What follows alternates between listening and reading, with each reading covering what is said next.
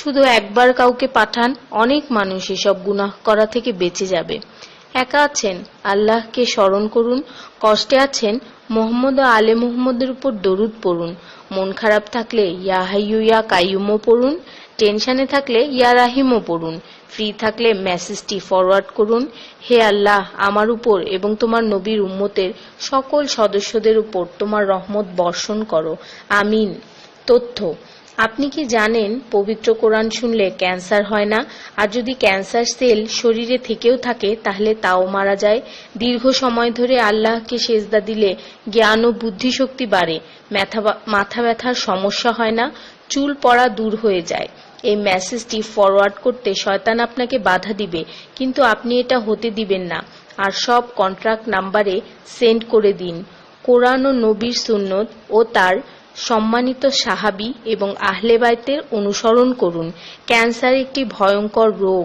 অনেক মানুষ আছে যারা নিজেরাই এটাকে দাওয়াত দিয়ে নিয়ে আসে। ছোট অথচ সাধারণ কিছু পদক্ষেপ গ্রহণ করলেই এই রোগ থেকে বাঁচা যায়। বেশিরভাগ মানুষ খাবারের পরপরই পানি পান করে নেয়। খাবারের পর পানি পান করলে রক্তে বিদ্যমান ক্যান্সারের জীবাণু থেকে তৈরি হওয়া ক্যান্সার সেলগুলোকে অক্সিজেন সরবরাহ করে। নবী পাক সাল্লাল্লাহু আলাইহি বলেছেন, খাবারের আগে পানি পান করা শেফা। খাবারের পরপরই পানি পান করা কলেরা রোগের কারণ। তাই সর্বোত্তম হলো খাবার শেষ করার কিছুক্ষণ পর পানি পান করা। তিনি আরো বলেছেন, 1 চিমটি লবণ খেয়ে খাবার শুরু করো আর 1 চিমটি লবণ দিয়ে খাবার শেষ করো।